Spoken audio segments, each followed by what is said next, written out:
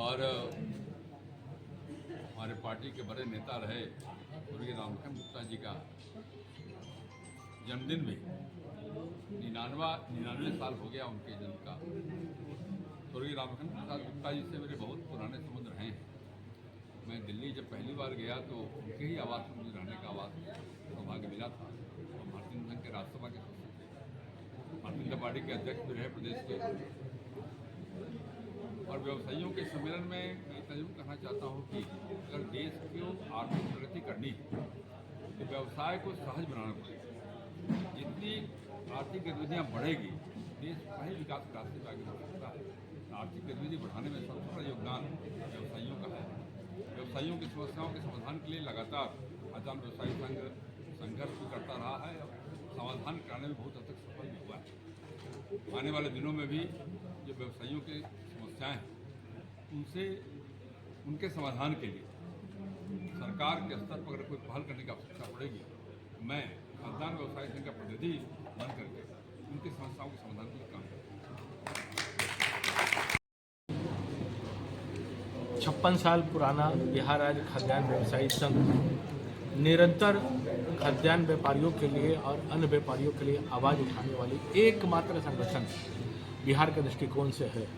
तो स्वाभाविक रूप से इस संगठन के गणमान्य माननीय रामलखन गुप्ता जी के जयंती के अवसर पर जिन्होंने स्थापना की थी और अनेक गणमान्य अध्यक्ष रहे जिनके परिणाम स्वरूप और फल स्वरूप निरंतर भाव से अनेक आंदोलनों के क्रम छोटे व्यापारियों का रहा। उसके तहत बाजार समिति का समाप्त होने से लेकर फॉर्म 7C से लेकर ऐसे अनेक टैक्स रिवीजन सब माननीय मुख्यमंत्री, माननीय उप मुख्यमंत्री, माननीय नीतीश कुमार जी, पूर्व उप मुख्यमंत्री माननीय सुशील कुमार जी रहे और अनेक मुख्यमंत्री जो रहे सभी ने गंभीरतापूर्वक खाद्यान्न व्यवसायी संघ के द्वारा उठाए गए विषयों को विचार करते हुए निरस्त करने का, अनेक समस्याओं को निदान करने का काम किया ताकि व्यापारी जब तक सुगम रास्ते से ठीक से काम, छोटे व्यापारी बिहार के अंतर्गत खाद्यान्नों की बड़ी संख्या है उसको निरंतर लेकर संगठन काम करने का करते हैं हम लोग।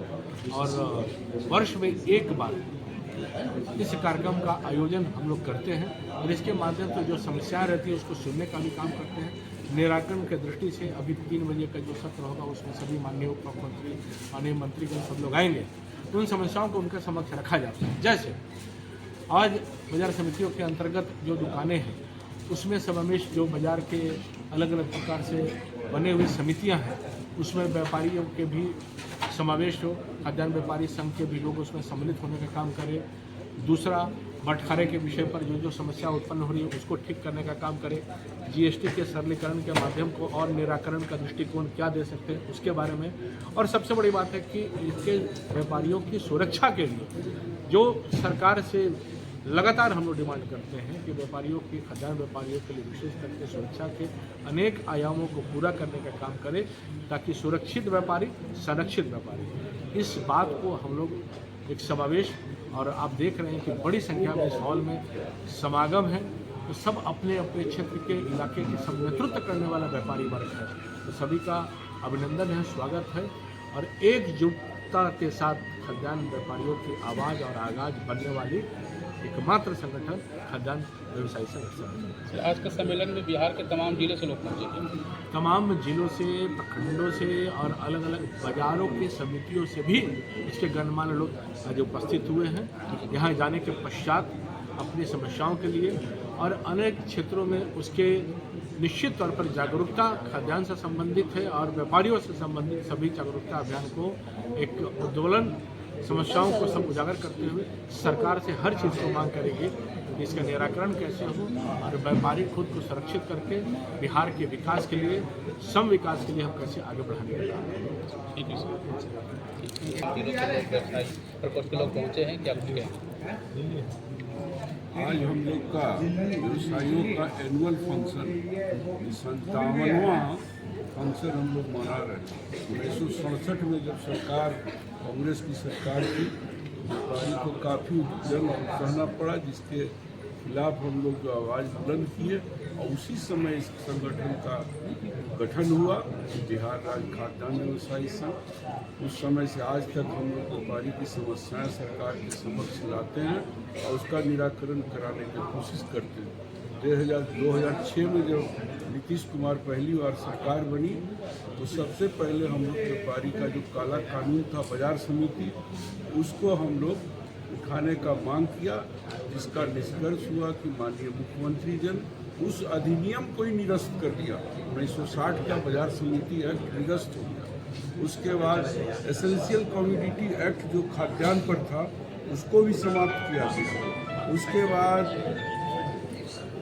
खिसाड़ी दाल को खाद्यान्न एसेंशियल कमोडिटी से मुक्त किया गया। उसके बाद शॉप एस्टेब्लिशमेंट एक्ट को मुक्त किया गया। उसके बाद माप तौल को सरलीकरण किया गया। व्यापारी एक बार 2006 के पहले यहाँ से पलायन हो रहे थे। जैसे ही नीतीश कुमार के 24 नवंबर 2005 को सरकार बनी तो लोगों में पलायनवादी प्रवृत्ति बदली और लोग बाहर से जो यहाँ से बाहर कटनी, दिल्ली, बॉम्बे चले गए थे, उन्हें यहाँ बिहार में अपना उद्योग लगाना शुरू किया। लेकिन दुर्भाग्यवश इन दिनों व्यापारियों का अपराधी थोड़ा तंग कर रहे हैं, शोषण कर रहे हैं। आए दिन हत्या, लूट, मर्डर, डकैती आप लोग देख रहे हैं। तो सरकार से मांग करते हैं कि उनको निराकरण करें, उनको सुरक्षा दें, और अन्यथा यहाँ से व्यापारी पुनः पलायन हो जाएंगे। और जब व्यापारी एक बार चले जाएंगे तो फिर बिहार में उद्योग बैठ जाएगा। इन्हीं शब्दों से मैं सरकार से मांग करूँगा कि सरकार व्यापारी को सुरक्षा प्रदान करें, अन्यथा व्यापारी यहाँ भयभीत हैं। लोग यहाँ से पुनः एक बार पलायनवादी प्रवृत्ति लोगों में हो रही है।